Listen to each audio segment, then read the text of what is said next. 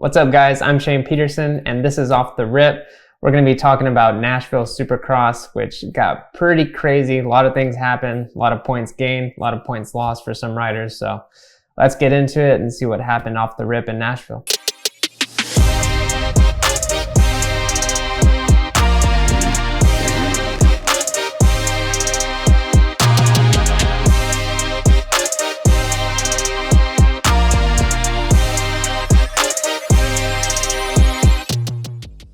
So things got buck wild in Nashville, starting off with the Monster Energy Pro Circuit Kawasaki team. Cameron McAdoo injures himself on a rolling lap in practice. He gets tangled with another rider, goes down and damages his shoulder pretty bad. He ends up not being able to finish the main event.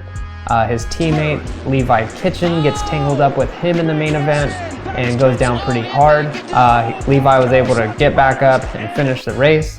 But very bad luck for Pro Circuit. Garrett Marchbanks is another 250 rider who went down pretty hard in the heat race. Speaking of the heat race, Hayden Deegan in his heat race does a crazy line. He spins out, goes backwards on the track, up the finish line, and doubles into the rhythm. Like, dude, who thinks of that? 450 class wasn't safe either. Chase Sexton cases the living lights out of that roller by the start. KTM then reported that it was a cracked throttle housing that caused Sexton to make this mistake. Then Ken Roczen really put the buck in wild, going through the whoops. Shock just blows out, sends him over the bars, landing onto the dirt. That was definitely one of the wildest things we've seen this Supercross season. So yeah, Nashville, buck wild. Yeah, so Rocky Mountains just wanted to bring me on as an expert since I guessed who was going to win this round, but you know. No, I guessed the winner this time, and how could you not? He's had too many bad races. He's not going down that path. I put Jett Lawrence to win, Cooper Webb for second, Chase Sexton third, Eli Tomac fourth, and Jason Anderson for fifth.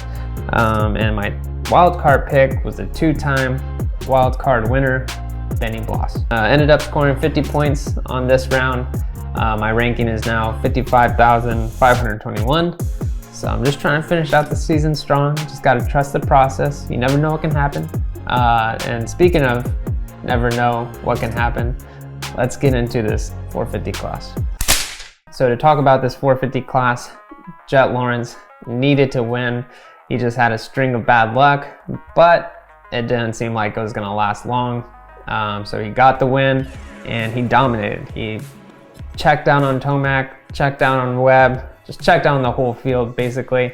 And yeah, it was, nobody had anything for Jett Lawrence. He was definitely on it. It was really cool to watch live. I was there on the start just watching, and just insane how this guy rides compared to the rest of the field. He's just, it seems like he's perfect every single place.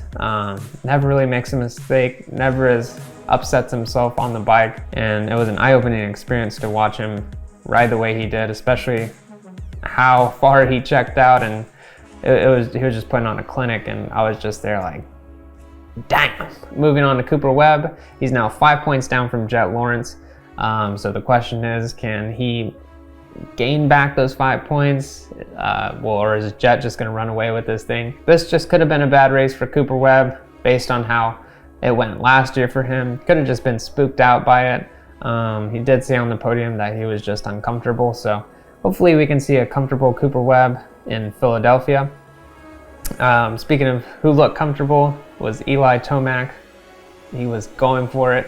Had the pace in the beginning, and then he just got hung up with those down riders in the sand section, and Jett Lawrence passed him, and pretty much the race was over from there. But really good ride from Eli Tomac. But who didn't have a good ride this weekend was Chase Sexton.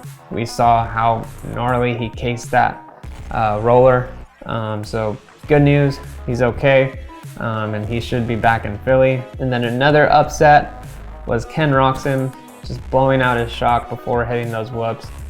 Supposedly he is good. He's just waiting on a few more MRIs, so hopefully we can see him line up in Philly. All right, so in this 250 class, it was the East-West showdown. Like I said last weekend, it's gonna go down.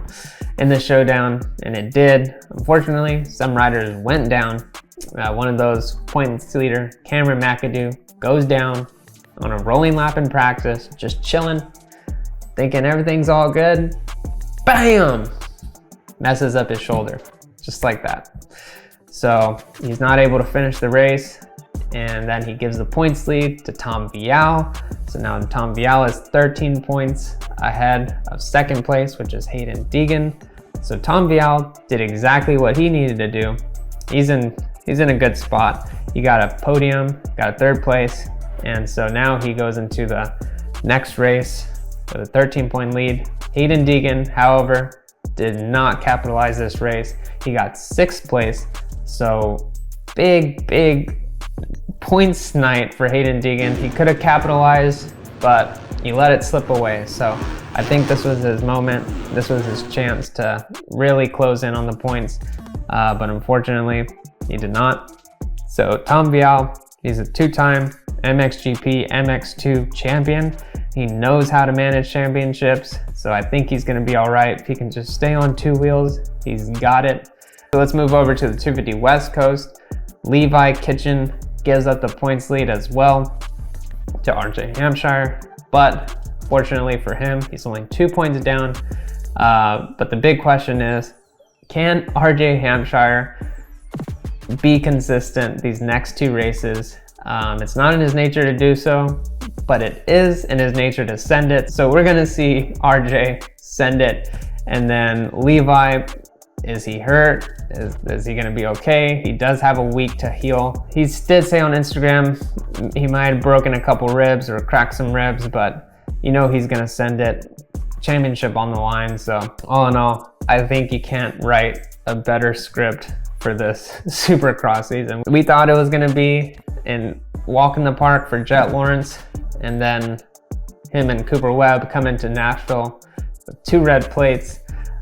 We thought it was gonna be a walk in the park for Levi Kitchen, and now he's 2 points back behind RJ Hampshire. And then we have a guy from France who comes over here. It's only his 2nd season in Supercross, and he can win his first ever Supercross championship. So it's gonna come down to the wire for all 3 classes. So I'm just excited, and I'll see you guys next weekend to talk about Philadelphia.